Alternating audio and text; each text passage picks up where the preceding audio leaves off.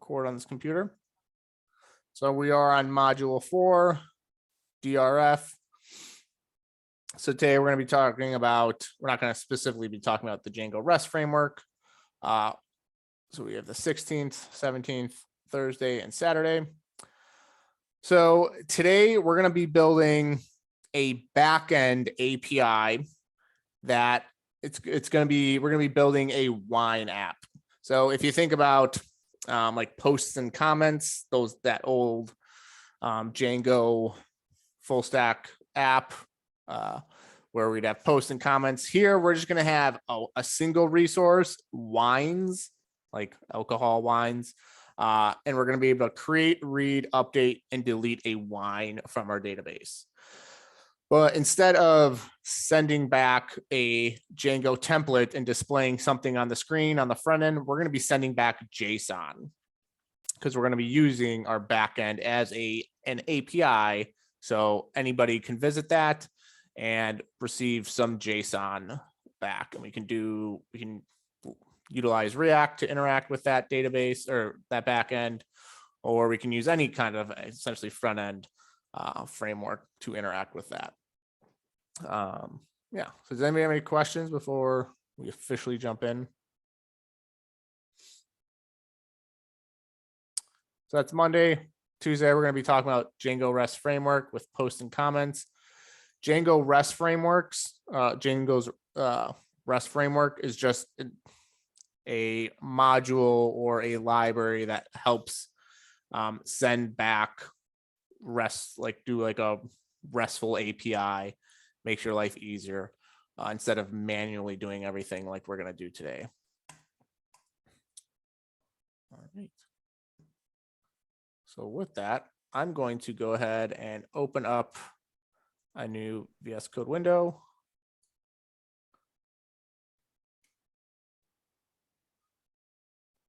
All right, so I'm going to CD into, why does it keep doing that? Zoom in. Is that good enough, or should I zoom in more? It's good for me. I can see fine. All right, cool. All right, CP challenges, Charlie. All right.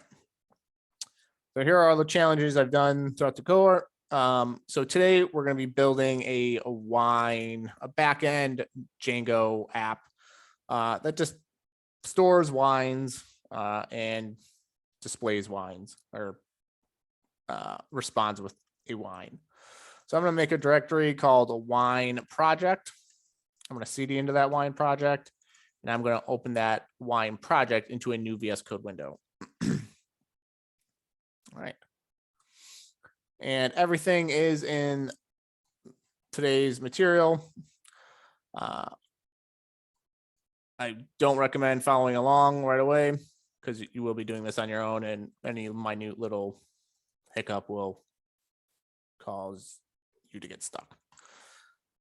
So again, we're utilizing Django now. So if we're utilizing Django, does anybody remember how we go about starting a new Django project? Django admin. Django admin? You gotta install Django first. Like a virtual environment. Oh yeah, virtual environment. All right, yep. So we first have to do a virtual environment or create a virtual environment. So I created a virtual environment. There it is off to the left. Install Django. I need to activate my virtual environment. And now I can install Django. I'm also going to install Cycop G2 because at the end of this, I'm going to deploy this to the web to a service called Heroku.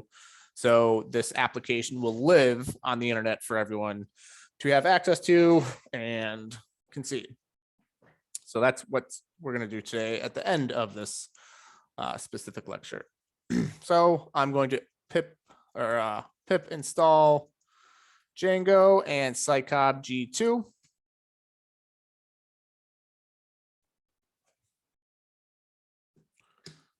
All right.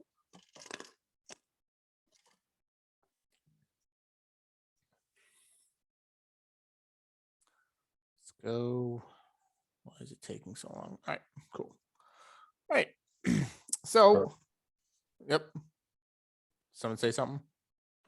I said start a project. Oh, yep. So now we actually have to start a Django project. So I'm going to do Django admin start project, one word, and I'm going to call this wine API because this is going to be an API for our backend. So there we go. We have our wine API Django project, and now I'm going to go ahead and create a Django app called just wines. All right. So pretty much everything is going to look familiar as far as like how we, create the URLs, create the views. But there's another step we have to do because in the past we would create our URLs, create our views, and then create our template for that corresponding view. In here, since we're not responding with a template, an HTML template, what we need to do, we're going to create our URLs, we're going to create our views, and then in between our response and in between our view and our response, we're going to create a serializer. And the serializer file or object is strictly going to allow us to convert a Django query or a query set into a Python object. Because when we query a database, we get a query set back, but we can't send a query set back to the front end or in JSON. So we're going to convert it to a Python object via our serializer. And then It sounds like an odd question, but can you say that again where you had said serializer converts what? It converts a query set from our database. Do you know when we query a Postgres database, we get a query set back. We take that query set and we convert it in just to a Python like dictionary. Okay. Yeah, and that's all it's for.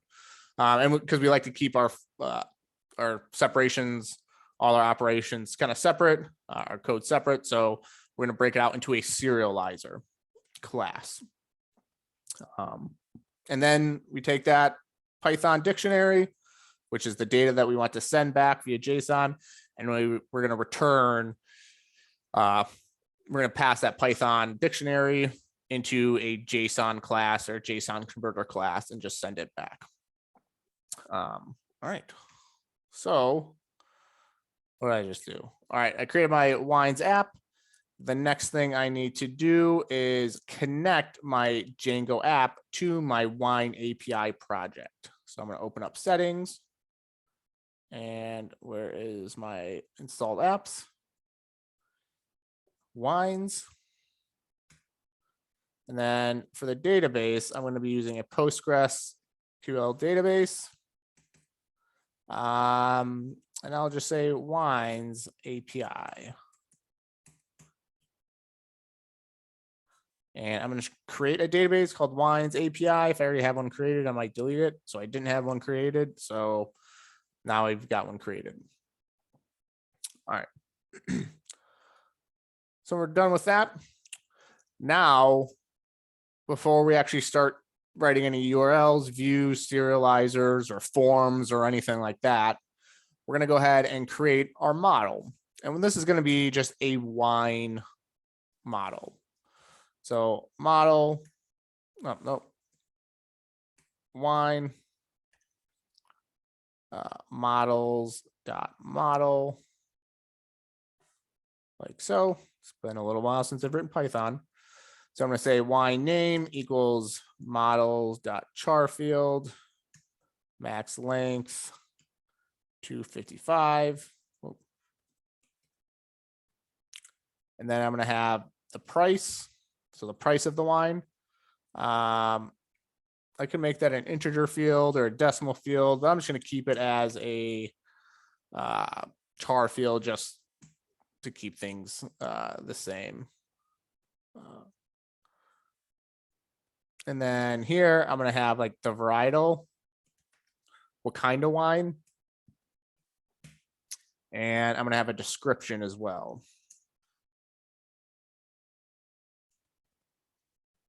And the description will be a text field. Then I'm just going to have a dunder string. It takes in the self and just return self.wine name. So we've got a wine that has a name, a price, varietal, and the description of that wine. All right, any questions on what I've done so far?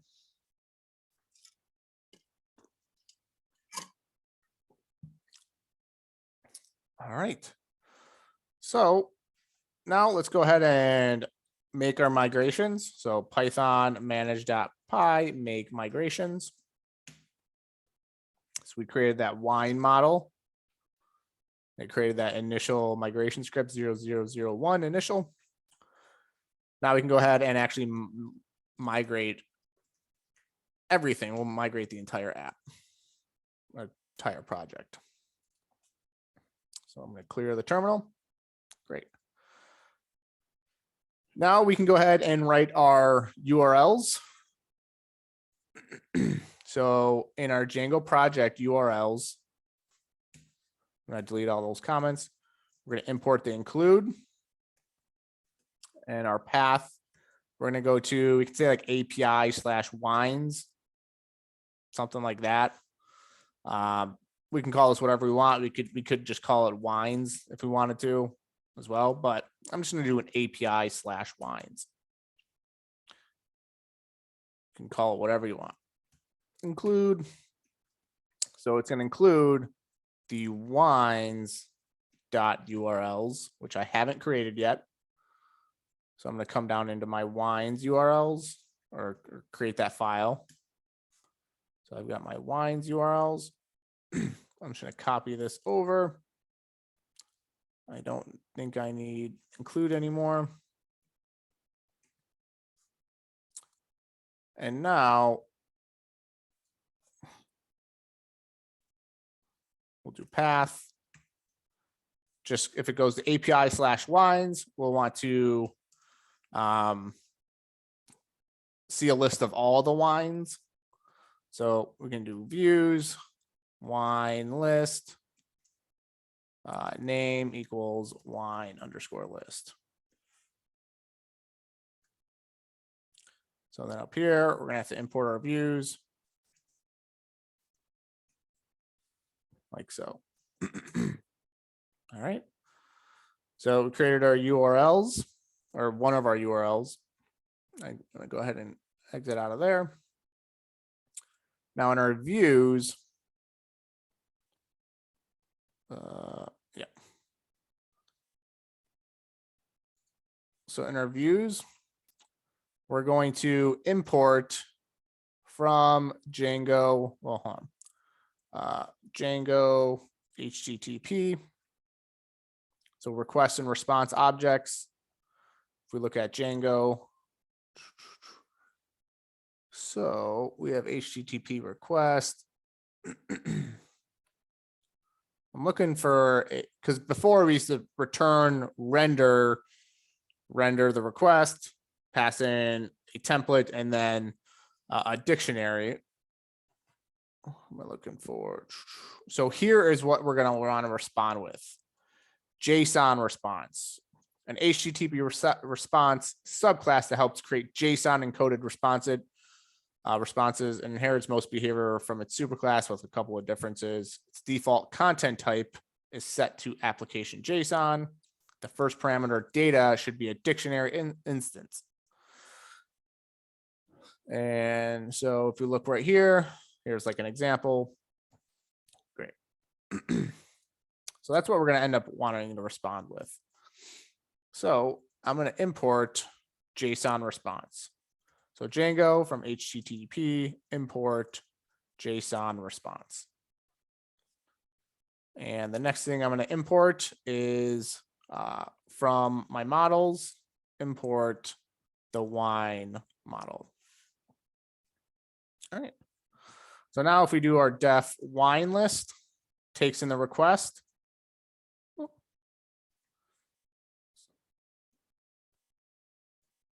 Like so. Now we need to get all the wines from the database. So like all wines equals wine.objects.all. All right. So let's go ahead and actually create some wines initially. Yeah.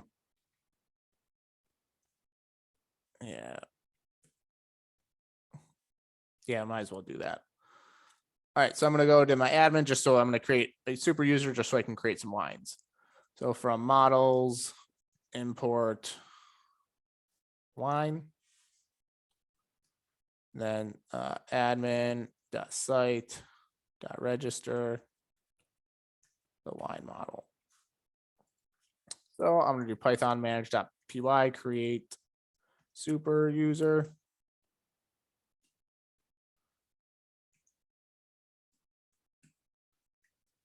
All right. So I'm just going to go ahead and create a couple of wines. Localhost 8000 /admin pread 123. So here we got our wines. Just add a wine. Does anybody have any wines? Boone's Farm, What Fuzzy is it? Navel, How do you spell it? Boones. That's it. Yeah, sure, close. How much is it? Oh my gosh, $4.99. All right. What kind of wine is it? Oh, struck. Blend, Oh, you red- get fancy. Sure. good cheap wine. Organic earth. I don't know, what is that? $7.99. Red. Good Trader Joe's wine. All right, we got 2 in there. That's enough. I'm going to go ahead and log out. Kill that. So I'm going to go ahead and print all wines. Like so. Now, if I visit localhost 8000 /API/wines, view wines didn't return HTTP response. That's okay. But if I look down here, we have a query set of 2 wines. We have Boone's and Organic Earth. So our next step is we need to pass this query set into our serializer and convert that query set into a Python object. So inside of my wines, this What is what exactly is a query set? Is it just an array? it's like it's an object, it's a query object, but yeah, it's specifically what's returned from the Postgres database. So anytime you make a query, it returns a query set. If it's more Like an array of objects? yeah, it would be like each one is like, this is an array of wine objects, but it's a specific type of query. It's a query set. It's not like just a Python array. It's a query set array. So what we have to do is turn that query set into an actual Python array or Python object. So inside of my wines Django app, I'm going to create a file. Whoop. Did I spell that right? It's called serializers.py. And I'm doing all this manually. Tomorrow, we're going to be using Django REST framework. And just like a lot of the, where Django does a lot of the heavy lifting when it comes to like forms and view sets and all that stuff, Django REST framework does a lot of the heavy lifting for us as well. But here, we're going to do everything kind of manually. So I'm going to import built-ins.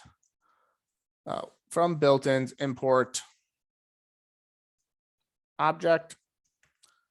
This is just an object that adds some additional functionality to any class. It adds like some, what is it? Like sets, I think. Anyway, you don't have to worry too much about it. So I'm going to create a class, and this class is going to be associated with my wine model. So I'm going to say wine serializer that inherits from this object. You don't necessarily have to do that. And this initialize self, and it could be like some wine data, but I'm going to initialize it with, like, I'm going to call it wine query set.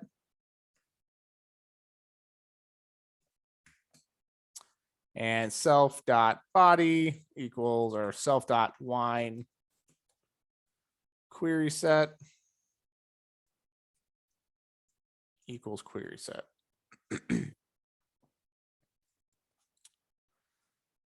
So there are two types of data that I want to be sending back. There's two like scenarios. I want to be sending an array of wines or just an individual wine back. So with all wines, I'm going to send an array of wines back. So with that, I'm going to create def an all wines object or method. And I'm going to create an output. And this is what's going to be outputted. I could just make this like an empty array, but I'm going to make this, it's going to say wines. And this is going to be an empty array initially. And this is what's going to be returning back to the front end in JSON. So I'm going to say for wine in self.wine query set, I'm going to extract the wine data from each wine object. So I'm going to say wine details equals, what do we have? Wine name. And it's going to be wine dot wine name. Then we have, what is it? Price. So we're extracting just the data from that query set. And we're creating literally just like a Python dictionary instead of using a wine object like right here. We're just creating a Python dictionary. That's all we're doing. And now we're going to push this wine details into this array. So output / wines dot append wine detail or wine details. So it loops through that query set. So here's that wine object. So it loops through, extracts the wine name, wine price, wine varietal, and wine description, adds it to a wine dictionary called wine details. And we pass that wine details dictionary to this wines array. And then once it loops through the whole thing, we're just going to return the output.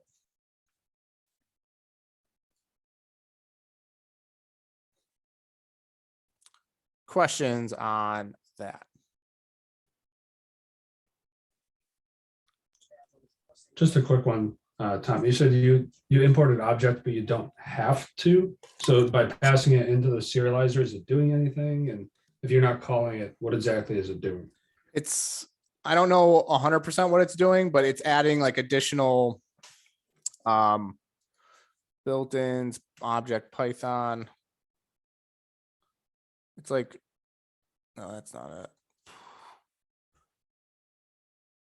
It's just like adding a couple of like methods, like built-in methods in here. I think like set is one of them. I don't think you absolutely need to have it in there, but Okay. yeah. All right, so I'm going to split the screen. I've got my serializers on that side and my wines here. And at the end, I'm going to create a property decorator which essentially turns this all wines into a property of the wine serializer. I don't necessarily need it here. This adds some additional functionality to this wine serializer. I don't necessarily need it. I could get rid of it, and I can kind of just show you how that works. So I've got this wine serializer that I just created. I've got this all wines query set on line 6. So I'm going to create a variable called serialized wines equals wine serializer. And I'm going to have to pass in the all wines. Then I'm going to call the all wines property or method on that. So I'm going to have to import from serializers, import wine serializer.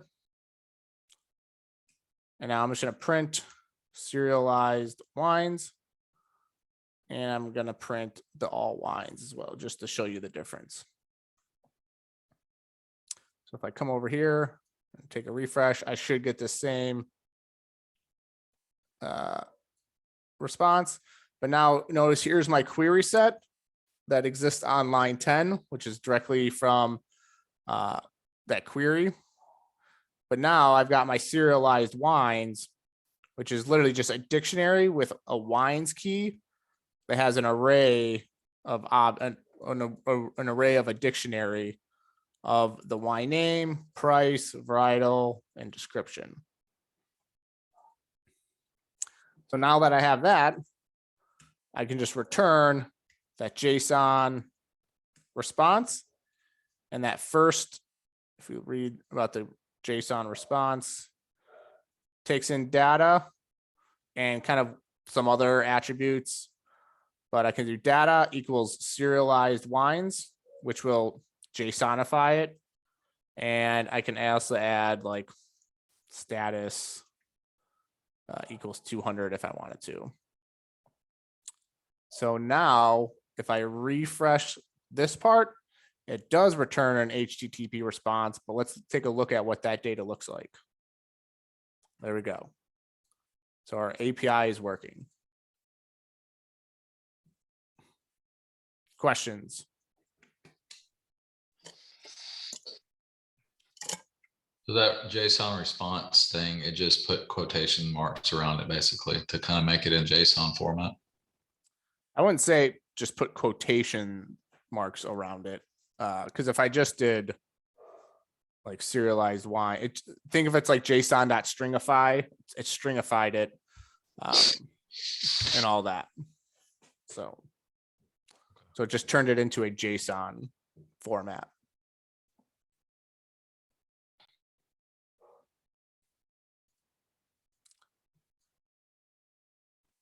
All right.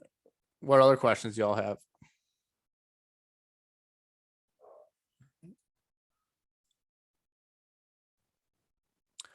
All right, so we created our wine list and we're returning a list of wines in JSON.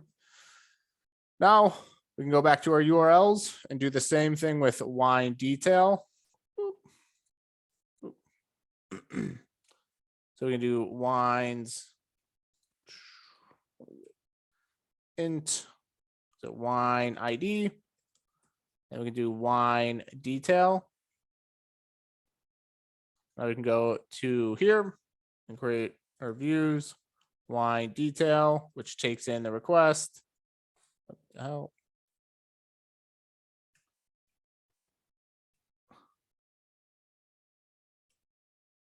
And the wine ID. Just like we're doing over here on the wine list, we're doing like wine equals wine dot objects dot get where ID equals wine ID. Now here we've got an all wines where we're creating a list of wines, but in this serializer or in this wine detail serializer, we only need to return a single wine. So I'm over here in my serializers and I'm doing wine detail, takes in self. And I'm going to return literally a single wine. So pretty much like I'm doing right here, I'm just going to return a dictionary, but instead of wine, I'm going to do self.wine query set. So this wine detail just literally returns a wine dictionary from this wine. So I can do the same thing, serialized wine, pass in the wine and call the wine detail method. Now, if I print the serialized wine and just the individual wine, and I visit wines API/wine/1, I'm gonna get an error. But if I look down here, I've got my wines query set that just says boons right now because I've got that dunder string method in that model. But then here is my wine dictionary, Python dictionary. And then I can just return JSON response data equals serialized wine status 200. So now if I come back here and I refresh, I get that wine like so. And I can add an ID on this as well if I wanted to. Maybe I want to add an ID.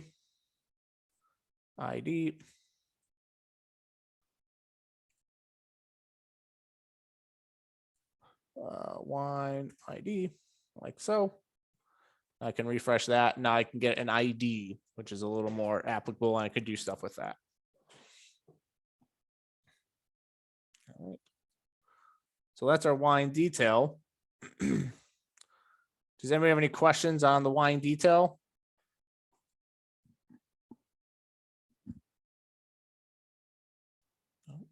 All right. So we've got a list of wines, a detail wine. Now let's go ahead and create a new wine. New wine. And we can do def new wine. Takes in the request. Now, if you remember from before, we would return a form for when we're creating a wine. It'd be like an empty wine, or I'm sorry, an empty form initially. So like we can do like if request dot method equals get request, return, you know, like the wine empty wine like empty form instance or whatever. But here we're not doing get requests on the new wine. We're only creating post requests because we're not having a form on an HTML template to fill out a form to actually get that form. That's all going to be handled in React. So we can just say like if request dot method equals post. We're gonna have to, so that data is coming, think of how it's going out. So in React, when we're creating something via a form like a remember the article, like creating a new article in the news site, when we were sending that article object from React to our database or to our backend via the fetch request, the fetch post request, what did we have to do to that JavaScript article object? Does anyone remember? Stringify? Yep, we had to stringify that. So if you think about it, from the back end, we're going to have a stringified, I'm sorry, from the front, the React front, some React front end or some front end somewhere. It doesn't necessarily have to be React. we're gonna get a stringified JSON coming back to our wine, our new wine. So what we have to do is take that JSON that's coming back from the front end, and we're gonna have to turn it into a Python dictionary. So luckily, there is a library, Python JSON library. So the Python JSON library has a bunch of methods on it: dumps, get value, loads, load. So if you read through this, we've got a method called load that, where does it say? So it takes some file or binary file containing JSON and it turns it into a Python object. So what we can do is at the very top, import JSON. And we can say data equals JSON.load. And we're going to load that request as data. And now I'm going to go ahead and print that data. Let's just print it. So how do we test this post request? Does anybody know how we can test it? Postman, maybe. Yep, let's try Postman. So I've got Postman coming up. All right. So I'm going to create a new post request. And this post request is going to, where's it going to? Where's mine? It's going to go to localhost APIs, dismissed, /new. It's a post request, so I have to fill out the body of the request. And it's going to be coming in as JSON. So I'm expecting from the front end, we're going to have a form that has like wine name equals, what is it, 4 hands or something, or I don't know. Wine name, price, say like $8.99. Varietal, red blend, description, yummy, yummy. All right. So this is going to be our stringified JSON coming from the React front end. It's coming through. I'm going to send this post. I'm going to send this and then see what happens on the back end when it comes in to this part. Whoop. So I'm probably going to get an error in the response. Yep, got an error. So, what's it say? Starting development. Look at. All right, it says forbidden CSRF cookie not set. Why is that?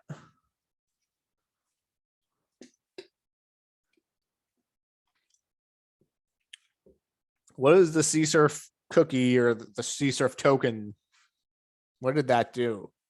When we made forms in Django, didn't we have to use the CSRF token in the form itself? So do we need something like that here? I had to wrap it with it. Yep, exactly. So when we were doing full stack Django, we would wrap our form with a CSRF token. So it would have that little CSRF token attached to that form. It'd come through. It would check to make sure that CSRF token was there. And if it was, great. If not, which is what's happening now because there is no front end form and there's no token to pass through.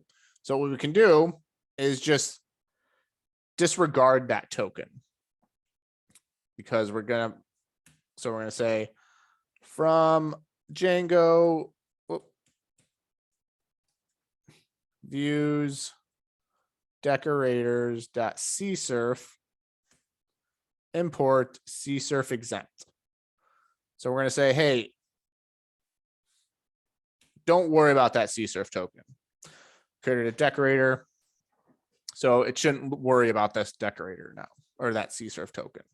So if we click send again, we're going to still get an error. If we look down here, we actually have that coming through. So now we can either save it or we can throw it through a form like we have been in the past. So I can create a new form and create a wine form. So from Django forms, Django import forms, from our models, import wine. Then I'm going to create a wine form. Forms.model form. Then we have that class meta. Model equals wine. And the fields that we want. We have that wine name, the price, varietal, and description. All right. So now we can import that form. From forms, import wine form. And now we can pass this data into that wine form. So form equals wine form data, because before we used to just pass that request directly in there. But now we have to pass that data in there. Now we can just say, hey, if the form dot is valid, wine equals form dot save commit equals true. We want to save it. So this saves the wine to the database. Now we can decide on what we want to return back to the user. We can say return JSON response data equals, I don't know, success, or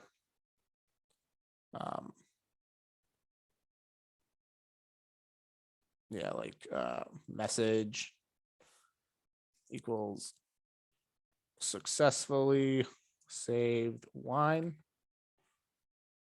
status 200, like that. So if we do that again, down here in our response, we should get that message, successfully saved wine.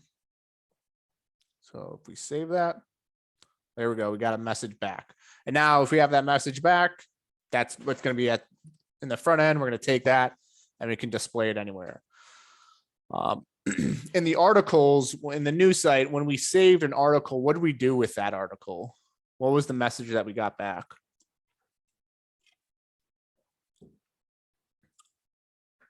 Does anyone remember?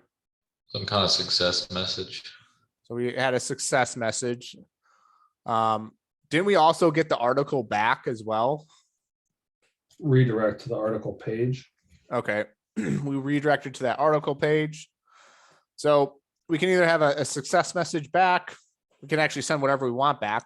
Maybe we will want to send the actual wine back to the front end just to make sure that it's saved. So all we can do, we've got this wine now that's saved to the database. Now we can pass that wine into the wine serializer detail page, or the wine detail serializer. So we can literally do this whole thing again, like serialized wine serializer. We pass in that wine that we just saved. We turn it into a Python object or Python dictionary, and we can pass that into our serialized wine. I'm going to just change this up so we don't have a bunch of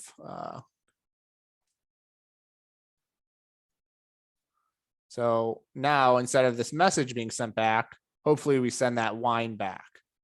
If I send that, and now maybe with an ID. I send that. There we go. So we've successfully saved another wine to the database. And we can see that by going to localhost wines, all of them. We can see all the wines that we've saved so far. All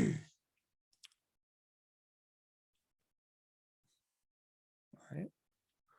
So now we need two more, edit and delete. So let's go back to wine, edit the wine / edit. Wine detail, edit wine.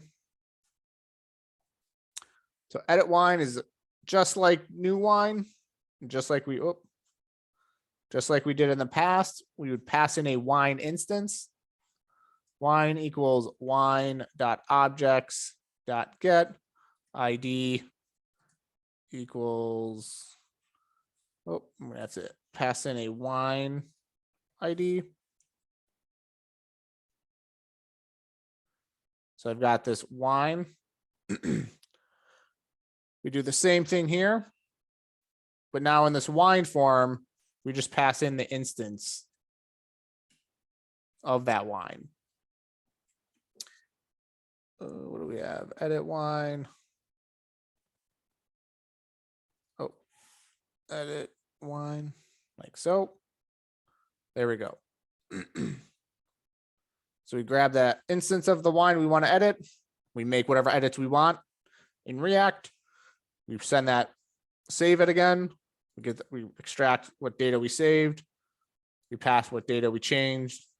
And we also pass in the instance into the wine form. And we do everything the same. Go through that serialized wine, etc. So we can go ahead and test that by going to, if we do all the wines and we do a GET request,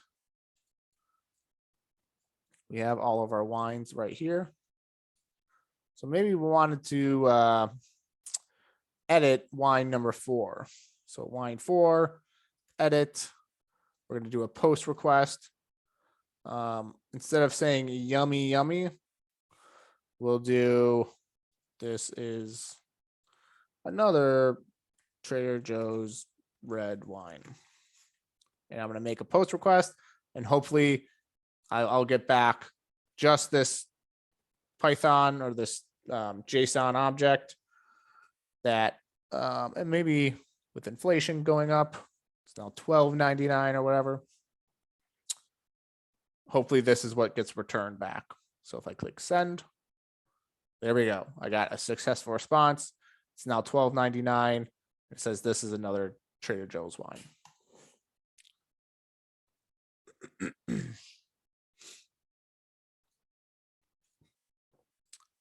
All right. What questions do you have about the new wine and the edit wine?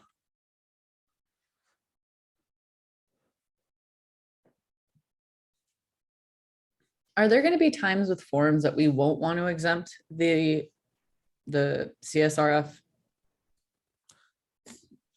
Typically, no, not if you're doing it manually like this. Mhm. Well, if we use Django REST framework, it handles everything for us. So we don't have to explicitly say CSRF exempt. Oh, okay. So this isn't typically how it would work. It's just kind of stepping us into DRF. Yeah, and you don't have to use Django REST framework. That's just another way to do things. Again, it just does a lot of the heavy lifting for you. So like all this stuff can be boiled down to like 3 or 4 lines of code in Django REST framework. But you have to read about it, and because it, again, it's very opinionated, and there's only, you have to do it things a certain way. Like we won't be creating our own URLs in DRF. DRF has its own URL structure for each model. So you have to abide by their URL structure. But we'll get to that tomorrow. All right, the last one, delete wine. Delete, so create a delete URL. Delete wine. Go to views, def delete wine. takes in the request, the wine ID. If request dot method equals a post request, or it could be a delete request, doesn't matter. Wine equals wine dot objects dot get ID equals wine ID. You just do wine dot delete, and then we can just return JSON response data. This is where we can, instead of responding with some serialized wine, we can just respond with like a status or a message. Successfully deleted wine.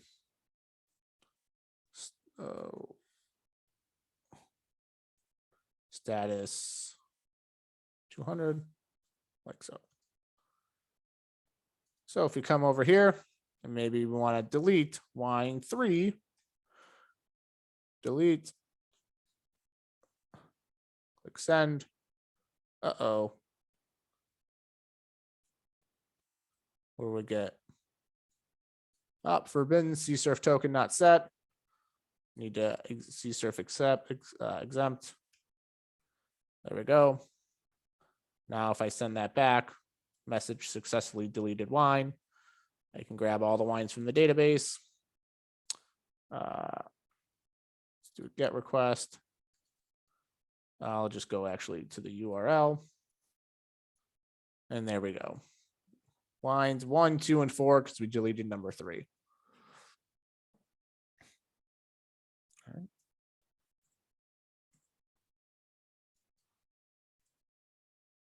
Questions you have?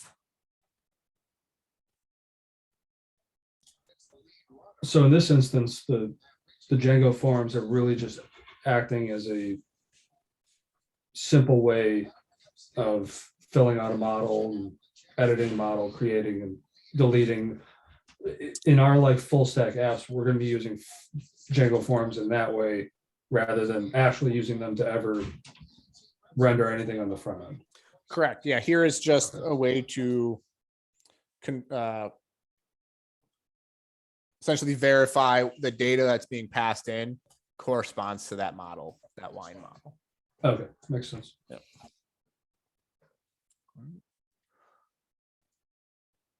So that is, so now, yeah, we can do wine 4. We grab the individual wines, grab all the wines. And now instead of responding with an HTML template, we're responding with JSON. Now we can literally connect this Locos 8000 API wines to some separate React app. And then you can have them talking to one another. Questions you have?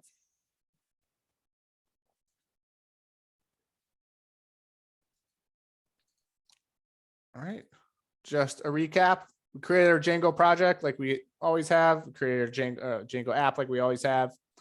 We created our URLs just like we have. Create our URLs, create our views. But now the next step is in between passing our query set to the front end, we have to serialize them or convert them over to a Python dictionary or Python array or whatever. So we have to create our serializers. Here's our wine serializer class. And it takes in just a query set, which is our wine query set. I set that to an instance variable called wine query set. You can call this whatever you want. Then we have some instance methods, all wines, wine details. The all wines takes in a list of wines and it loops through them, creates an individual wine dictionary with all the wine attributes on it, and then pushes them or appends them to this wines array. And we just return that output. Then we got that output, serialized wines, and we pass that serialized wine, which again is just a Python dictionary, into the JSON response object under the data which is the first attribute or the first parameter or the first argument. Same with line detail. Instead of dealing with a list of lines, we just return that query set. We extract all the data we want out of that query set. Line ID, line name, price, varietal, description. You can pick and choose what you want to extract from the query set. You don't have to always have everything. And we just return that individual line. So it's basically like a Django app, except we don't have templates and we're serializing our data and returning it as a JSON response. as a Exactly. JSON object. Okay. Yep, exactly. That's the only difference. What other questions you have?